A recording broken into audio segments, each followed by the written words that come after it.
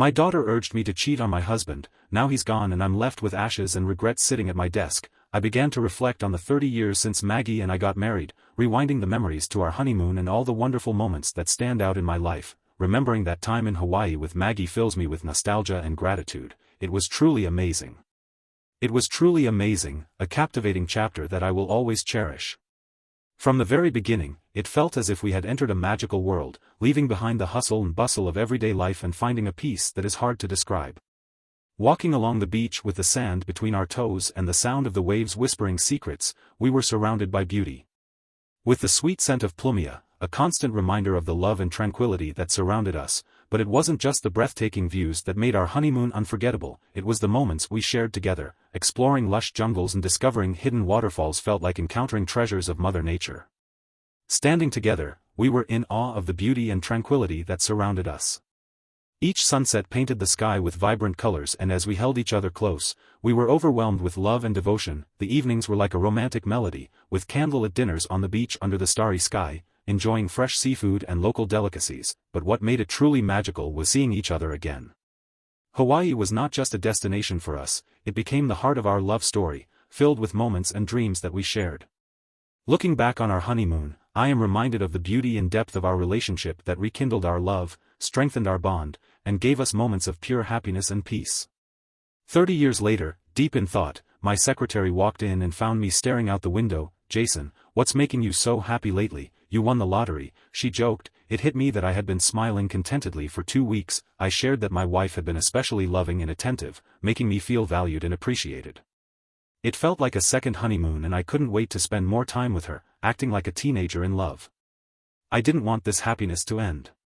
Maggie and I have a solid marriage, but after 30 years, excitement can fade into routine, but Maggie had been unusually affectionate, seeking intimacy almost every night. I never suspected that her affection meant anything beyond rekindling our marriage. I planned a surprise romantic evening. I left work early with a smile. I got 24 roses, her favorite wine and chocolate-covered cherries. Tonight I'll show my love and surprise her with a 7-night cruise to celebrate our enduring love. I entered the house through the garage and instead of finding my wife Maggie, our 29-year-old daughter Brandy was sitting at the table. I smiled, kissed her on the forehead, and asked, "Hey baby, where's your mom?" 2 weeks earlier, Brandy had had a conversation with her mother. "Mom, I'm not sure about this. I love Daddy very much, and I'm afraid if I go through with this, I'm going to hurt him." "Brandy, Daddy loves you, and he'll understand. You said yourself, you need something more than what you've had, and Daddy's not getting any younger. I know he'll understand your needs, and he'll allow you to have this once-in-a-lifetime pleasure, Mom."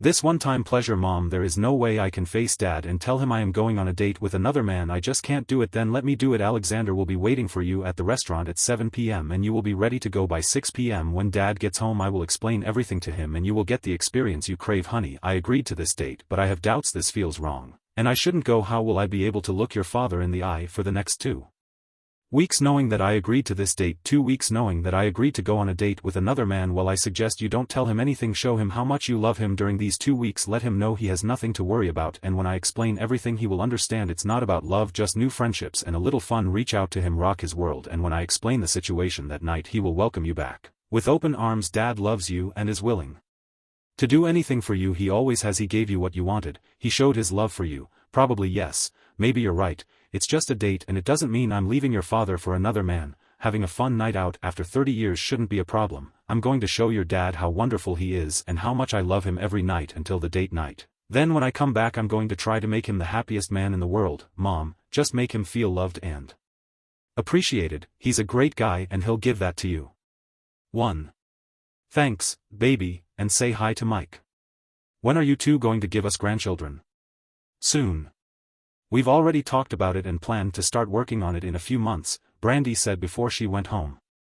Maggie found herself alone in the art studio Jason had built for her.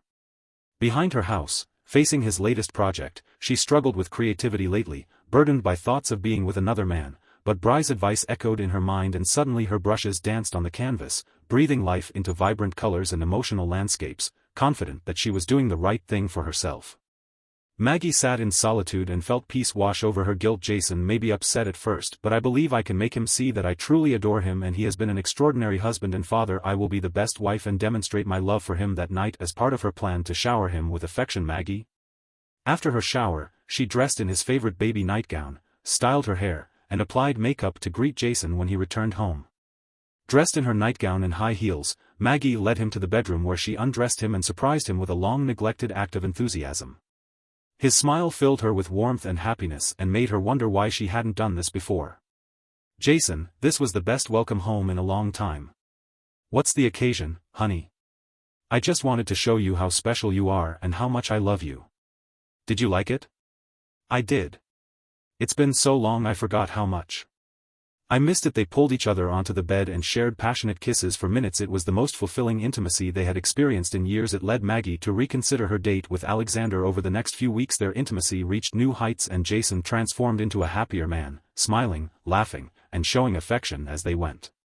Laughing and showing affection as before, Maggie found herself happier than she had been in a long time and began to reconsider her plans for the date. She even discussed the positive changes with Brandy, asking if she still needed the planned experience. "Mom, this is fantastic, but don't rush to cancel. Let's see how the next 2 weeks unfold, just enjoy each other and see where it goes. There's no need to cancel yet, we'll reassess in 2 weeks and you can always cancel at the last minute. I'm sure Alexander will understand, but remember, this opportunity may not come again." "All right, maybe you're right, remind me of Alexander's situation." When his wife Mary was diagnosed with an inoperable brain tumor, he took time off from work and stayed by her side until she died. She was the love of his life and after her death he was lost. He became depressed and withdrew from everything except work. When Mary and I suggested that he start dating, he confessed that he didn't know how to be with anyone else. Listening to him made me cry, and I realized that I might have a solution for both of you. Brandy went on to tell her mother about Alexander's deep admiration for her and his longing for companionship. "So you see, Mom, he thinks you're beautiful and would love to spend time with you. I'll give him your number and the two of you can set up a date. He's about 10 years younger than you and I know you'll hit it off. He just needs someone to talk to and befriend. He just needs someone to communicate with and be friends with and I think you can help each other." The next day Alexander called Maggie and after a wonderful conversation he invited her to be his escort and spend the night with him, complimenting her beauty in the photo and expressing how wonderful it would be for her to go on a date with him. She felt like a schoolgirl. The excitement of doing something so different and his flirting made her feel butterflies in her stomach. She agreed to the date and told him she was looking forward to meeting him. He said he would pick her up, but she replied that she would rather meet him at the restaurant. They texted daily, flirting more and more as the night of their date approached. Maggie's text messages would not have passed the simplest test of a woman's fidelity. She was constantly excited, imagining what she had to do, trying not to forget Jason. And every night she put more and more energy into their lovemaking. Now Jason walked around with a grin on his face and Maggie walked around with an uncontrollable desire for sex. This was a new level she was enjoying beyond her dreams. "I loved my daughter and thought she was the most beautiful girl in the world. I was so proud of how she had grown into the woman she was today. I wished I had spent more time with her as she grew up, but I worked hard to give her a good life and tried to be there for her as much as possible. I smiled when I saw her but I was embarrassed." "Sweetheart, what are you doing here and where's your mom?"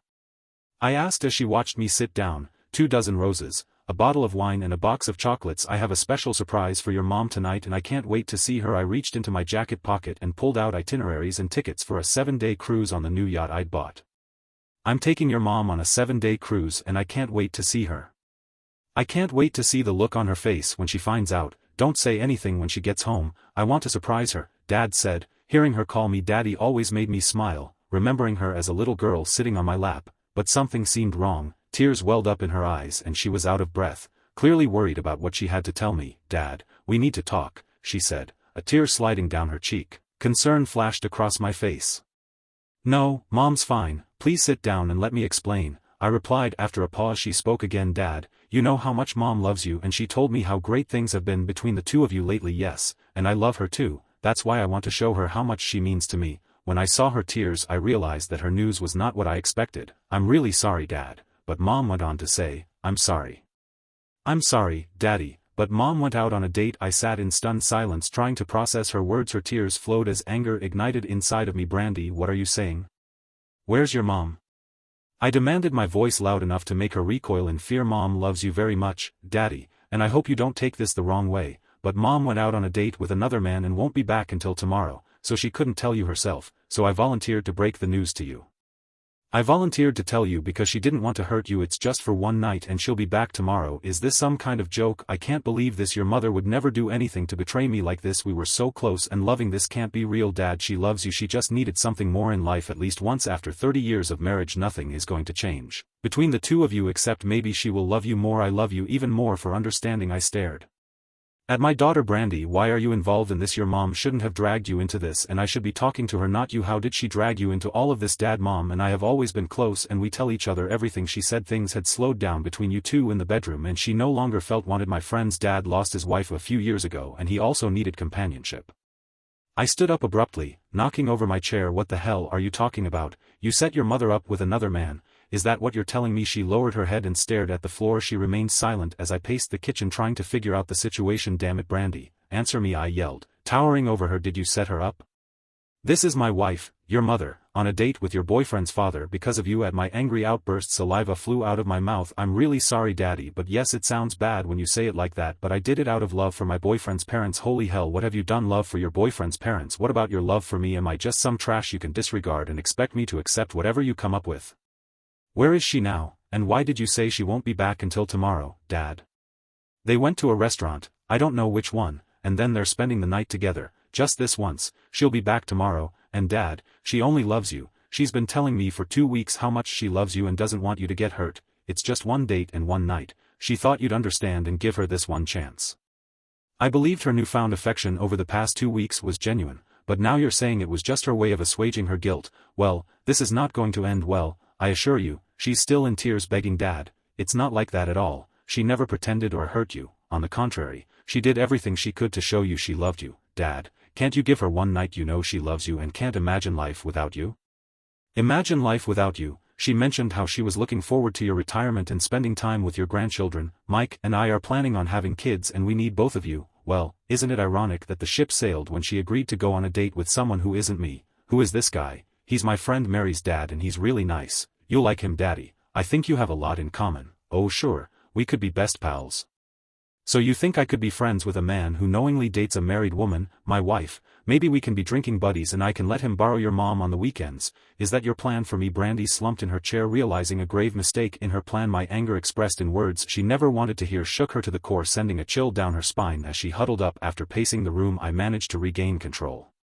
I regained control and turned to my daughter with venom in my voice. My pain and anguish was evident, making her feel small and guilty for her part in the ordeal. Listen carefully, Brandy. Leave now. I need time alone to understand what you two have done to me tonight. I do not want to see or hear from you. No calls, no messages ever. Your betrayal is unforgivable. You are dead to me. Understand, I am no longer your father and you are no longer my daughter. Get out of my house and never come back.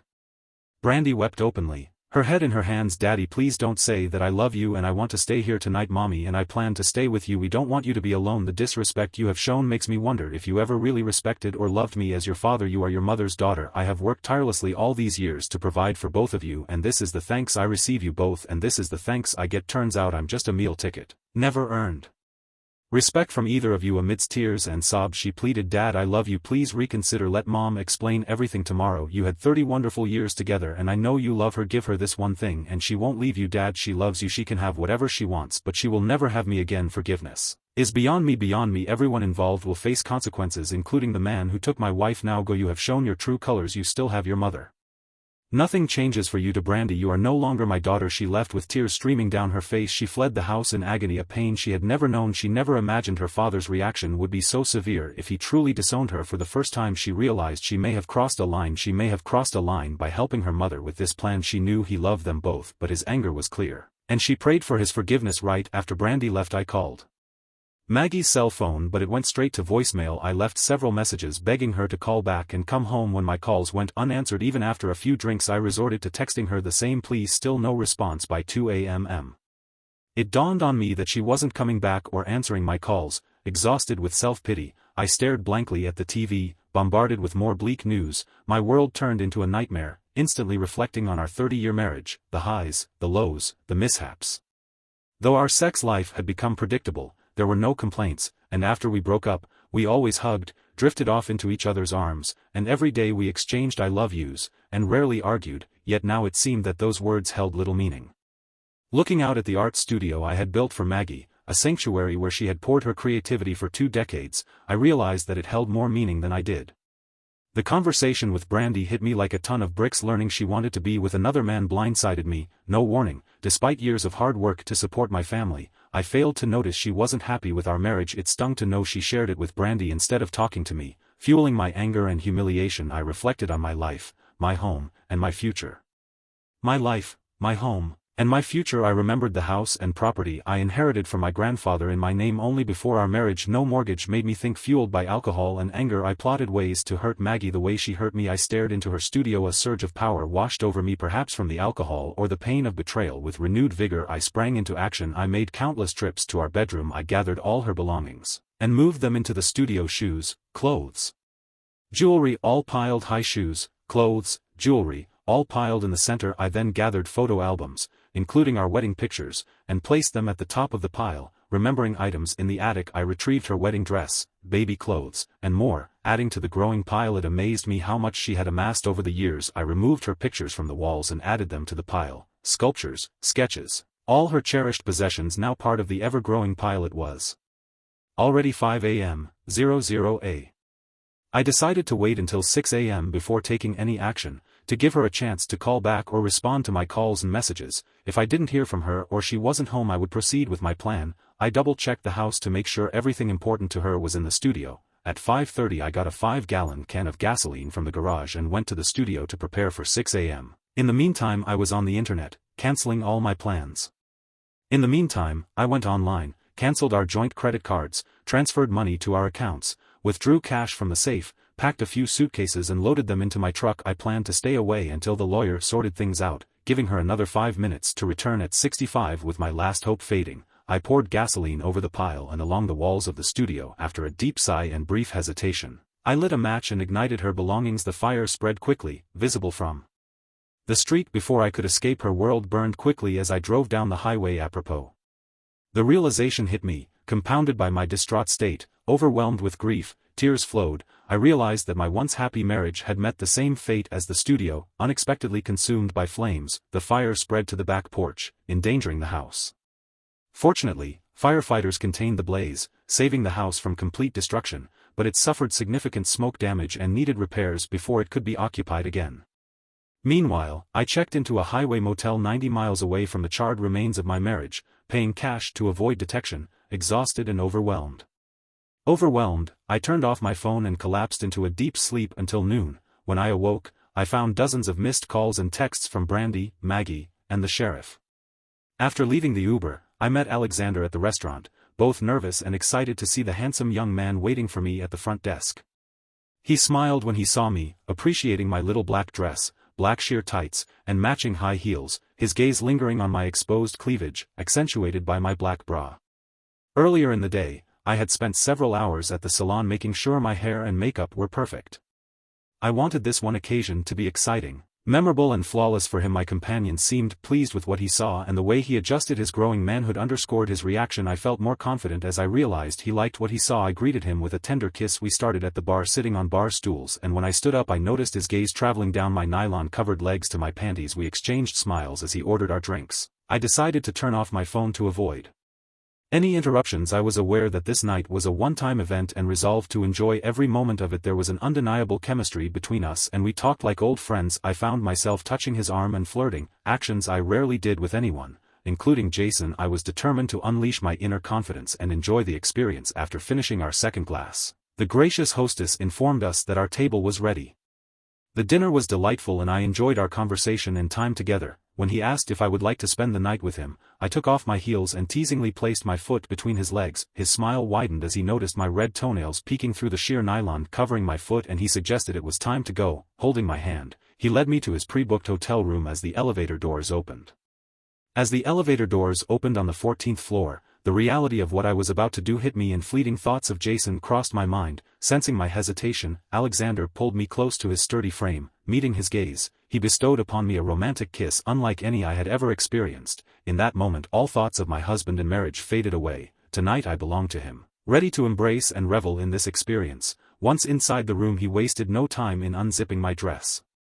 As it fell to the floor, Once in the room he wasted no time in unzipping my dress as it fell to the floor. He took off his own clothes and stood in front of me, turning me around. He praised my appearance and removed my bra before laying me down on the bed. The experience was so sensual and loving I was eagerly anticipating what would come next. On my knees I spent 10 minutes admiring his body. Overwhelmed, he quickly removed my pantyhose and insisted I put my heels back on. He found them alluring, which made me feel somewhat provocative. Throughout our intimacy he showered me with kisses with remarkable skill. I thought I should get Jason to do this. It's so tempting. Oh no, compare again. Enough, he said. I love you, Maggie. His unexpected declaration touched me deeply, evoking an almost religious feeling that moved me to tears of joy. We made love several times that night and again in the morning, each encounter as passionate as the last. It marked the pinnacle of my sexual experiences, and I was content to allow it with Alexander as Maggie. As I said last night, I meant it. You're incredibly sensual and sexy, and I think I love you. I want to spend more time with you. Can we meet again? I'm afraid. And I answered gently, Alexander, it was amazing, and you're a wonderful man, but I'm happily married, and I can't repeat this. It was a one-time thing, and I cherished it. Maggie, please think about it before you reject me. Your husband doesn't seem to mind, and I can make you happy. Just think about it before you decide. Okay, I'll think about it, but for now, this is the best I can offer you. With another deep kiss, he held me close and I surrendered to his embrace. If I weren't married to Jason, I would be with Alexander right now, but Jason is my husband and I hoped he could forgive me for what I had just done. After breakfast we left the hotel, and as Alexander drove me home I decided to turn on my phone, which had been off since our date the night before. To my shock it was flooded with missed calls and texts. Among the messages, Jason hit me particularly hard, causing a sharp sense of guilt. The realization of his suffering, for which I felt responsible, brought tears to my eyes. Before I had a chance to move on to the next message, my phone rang just as we entered my neighborhood. It was my child. Anxiously asking for my whereabouts, I reassured her, saying I was almost home, only to be informed of a fire at our house. My immediate concern shifted to her father, who, according to my child, was missing. No one knew his whereabouts and he was not responding to calls. With a sinking feeling I promised to call back as soon as I arrived, deeply disturbed by the unfolding situation. As Alexander turned the corner onto my street I saw a fire truck and police in front of our house. I did not see any damage to the front of the house and asked the firefighters what happened. Are you the owner of the house? He asked, as all the neighbors were watching me as I stood with an unfamiliar handsome man. My companion said, yes, I am Maggie Spencer. Well, Mrs. Spencer, we were able to save the house, only the back porch was damaged, but I'm afraid you won't be able to stay here. The majority of the damage was to the little cottage behind your house. I'm afraid it's completely lost. I felt my legs give out when Alexander caught me and helped me sit on the curb. My studio, is it damaged? I'm sorry, Mrs. Spencer, all that's left of it is smoldering ashes. We're trying to determine the cause of the fire, but in the meantime, the police detective has some questions for you. I quickly got up and ran to the back of the house before Sergeant Wilson could ask me any questions. Mrs. Spencer, do you know what happened here? Sergeant Wilson asked. No, I wasn't here last night and I have no idea.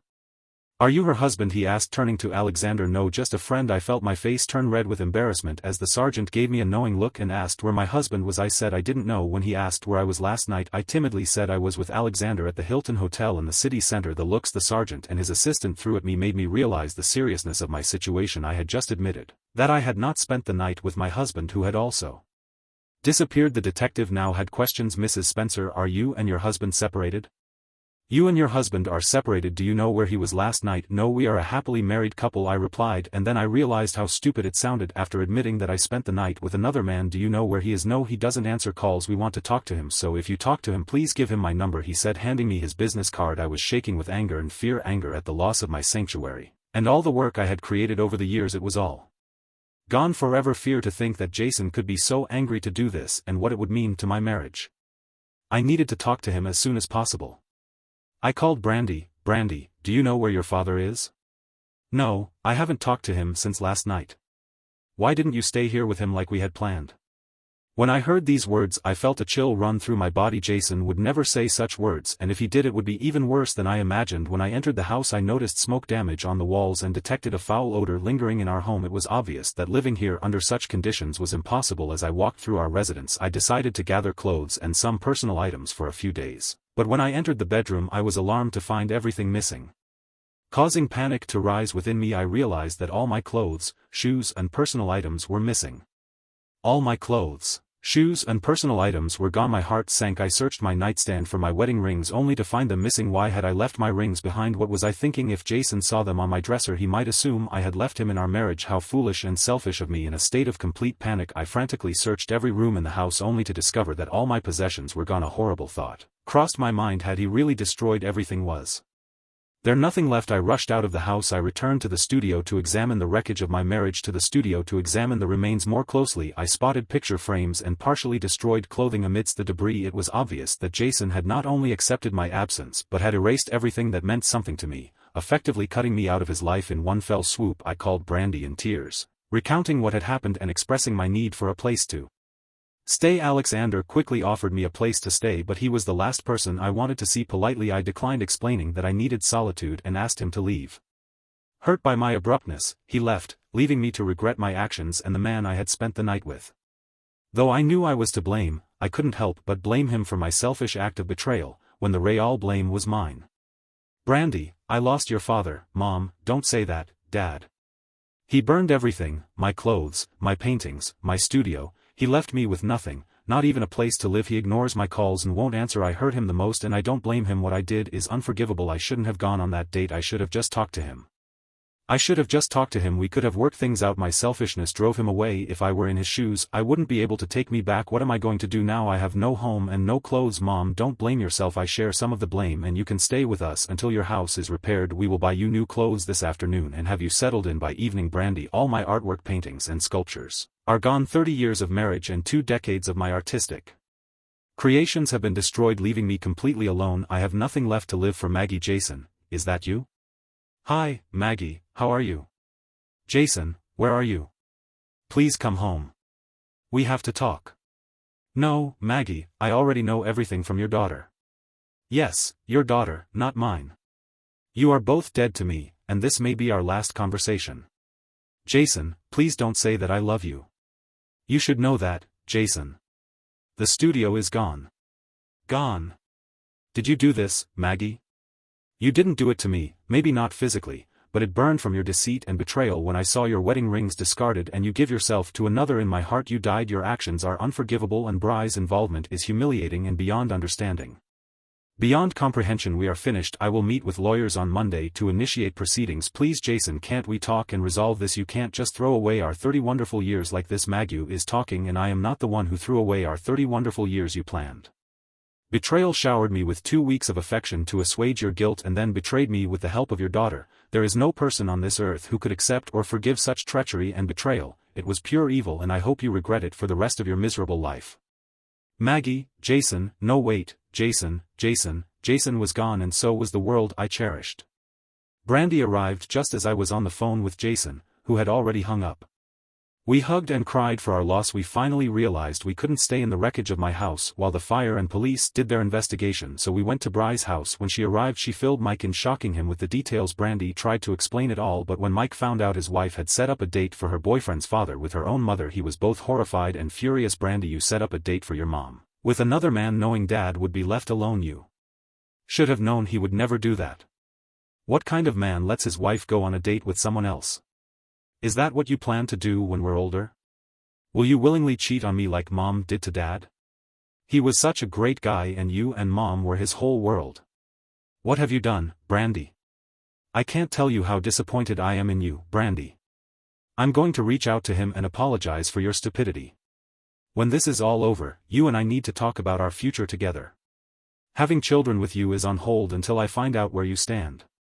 Where you stand, I'll be straight with you. I don't share your values and I won't stand for this kind of betrayal. His anger shocked her. She was surprised at his lack of understanding of her mother's situation. It was just one date after 30 years of marriage, for heaven's sake. So what? Later she realized the real issue was the end of her parents' marriage, her father's loss and her mother's shattered happiness. Soon they would all face the consequences of their actions. 5 long days later I returned home to assess the damage. I decided not to file an insurance claim to avoid more potential costs. In my meeting with my lawyer, Maggie could have half our savings but no child support. If she resisted, I would sue for adultery, exposing her affair with her daughter's friend's father. Divorce papers were already in motion. I also sought advice on criminal arson charges, but learned that without an insurance claim it would likely not go forward unless I made a false report. A neighbor who Brandy went to school with called her when she saw me return home and go inside. Brandy rushed over to me as I assessed the damage. Dad, where are you? Bree's voice echoed through the house as she entered. I remained silent, concentrating on assessing the damage and looking out the window at the pile of ashes that had once been Maggie's sanctuary. I couldn't help but smile. Brandy found me in one of the bedrooms and ran over and hugged me. Daddy, I'm so sorry, please forgive us, we love you. Brandy, I can't forgive any of you, I've already told you not to talk to me anymore, please let me go and leave me alone. You say you're my daughter and I have to forgive you. Listen to me, you say you're my daughter and I have to forgive you. Listen, you're not my daughter anymore. You're just a deceitful person who broke my heart. Now leave me alone. Dad, Mom needs you, she lives with us and misses you terribly, she cries all the time and wants to apologize to you for her mistake. Can you come to our house and see her? When she went on that date and stayed with another man, our marriage ended. She even left her wedding rings behind, sealing the end of our marriage. It is done and I will not speak to her again. Both of you can reach me through my lawyer. I will get a new phone and number today. But for now, you should go and be with your cheating mother. Are you really willing to throw away 30 years of happiness with Mom? No, not me. Your mother threw away those 30 years as soon as she took off her rings and went to her lover. It was you and your mother who destroyed my 30 years of happiness. Brandy ran out of her childhood home in tears. Her father's words declaring that she was no longer his daughter were devastating. Even years of therapy could not erase the pain of his words. The next day, Maggie received divorce papers and crumbled, realizing her affair had ended her marriage. She tried to reason, went to counseling and tried to talk to Jason, but all efforts were fruitless. He cut off contact with her and Brandy. Mike eventually reached Jason, expressing anger and disappointment over their actions. He reconsidered having children due to Bree's disloyalty and is currently in couples counseling to save their marriage. Maggie hoped to return home after Jason rebuilt it. But the divorce stated it was his. She received half her savings and $3. After 30 years of relying on Jason, she moved from her daughter's house to a small apartment near downtown and worked at an art gallery to make ends meet. Maggie's artistic freedom was suddenly in jeopardy. She would no longer spend all her time in Jason's beautiful studio, nor could she sit in front of her art projects and enjoy the lake view from the large windows her husband had given her.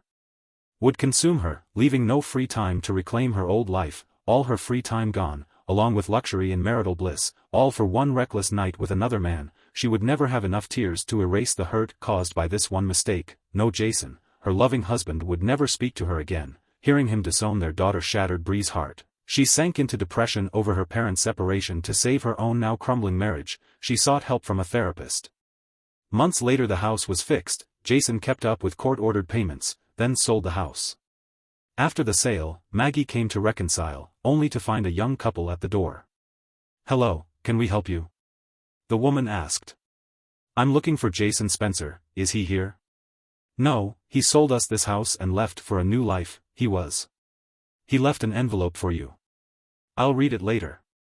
"Goodbye and enjoy your new home," Maggie said, tears streaming down her face as she realized she would never see Jason again and regretted the love she had carelessly lost in her lonely apartment. She opened the letter with trembling hands. "Maggie, 3 decades, and to think I could have spent that time more productively, like watching paint dry or counting the blades of grass on our lawn. It's funny really, how I once thought I could never be the husband you needed. Clearly what you needed was a circus, not a partner. Considering your antics, you wanted more. Well, congratulations on finally finding it outside of our marriage. Bravo, for those 2 weeks you played the doting wife again. You should have known it was just the calm before the storm, a prelude to your grand betrayal." "To your grand betrayal? Oh, I was duped, thoroughly fooled by your Oscar-worthy performance here. I planned a special night to celebrate us, while you were out celebrating yourself with someone else. You didn't just break us, Maggie, you nuked us from orbit, so I did us both a favor and disappeared." "A favor and disappeared, that's right. I left the circus to the clowns and moved on to greener pastures. Don't bother trying to find me. I'm buried under layers of new cities and faces that don't include yours or our daughters. Start over. You bet it's time in a drama-free zone." "Free zone, and as for our home, consider it just another casualty in your war of selfishness. Sell it. Maybe the new owners can cleanse it of the stench of betrayal. You want closure, consider this letter, wrap it up, tie it with a bow and shove it in the back of the closet where you keep all your other ill-advised decisions. Here's to your new beginnings, Maggie. May they may be as fleeting as your loyalty. Goodbye to the man who once loved you." She thought she was out of tears, but after reading his note she couldn't stop crying all night, hugging her knees tightly. The thrill and memories of the wonderful times with Alexander faded, now overtaken by regret and sadness. And now at 52 and alone, she realized her days without Jason looked grim.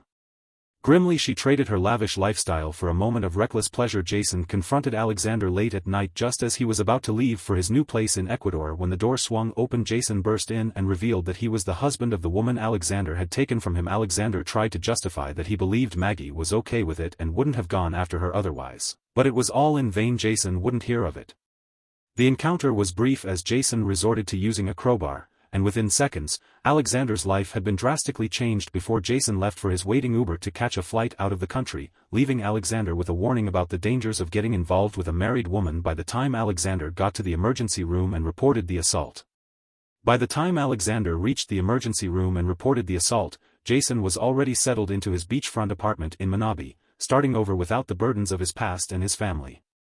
It took detectives 2 weeks to learn that Jason had left the country, and they realized that even if they found him, they couldn't go after him if he didn't come back. Ecuador doesn't extradite for assault charges. Sadly, the 25 stitches on his face would always remind him of that night and the married woman. Uncertain of his future, he knew his old life was gone because of the 2 women who convinced him to steal another man's wife. He never contacted Maggie or Brandy again. Bree's husband Mike almost left her because of what happened, but a psychologist helped Brandy see the error of her ways and she vowed to be faithful to Mike and their future. Mike waited almost 2 years before deciding to have children, needing to be sure that his wife would not betray him as she had done to her own father, and keeping his promise and her guilt in mind, Jason severed all ties with Brandy because of her actions. She lost her father's affection forever. When Maggie and Brandy found out about Alexander's assault, they were heartbroken and felt guilty for their role in the violence. On top of the remorse and pain they had already caused Jason and the breakup of their family, it was yet another sign that their choices had consequences they hadn't imagined. They realized that their foolish hope that allowing Maggie this one indiscretion would make their lives happy was completely misguided. A burden they would carry forever. Overwhelmed by sadness and aging, she never met another partner and led a life filled with loneliness and regret. Her dreams of growing old with Jason and enjoying time with her grandchildren faded into mere memories when Jason stopped child support after leaving the country. Her financial stability was shaky, forcing her to work to make ends meet. Nightly tears became her new norm. I now have over $750. With this wealth, I look forward to a comfortable and peaceful life here in Ecuador for the next 30 years. The young, attractive local women appreciate a generous American and I enjoy their company for half a year after that. That terrible night, sitting on the beach across from my new home in Port P. Lopez with a cold beer, I realized that divorce is a part of life. It is fine to separate, it is fine to be on your own. What is not fine is to stay where you are not respected or appreciated. I will make sure I never find myself in that situation again.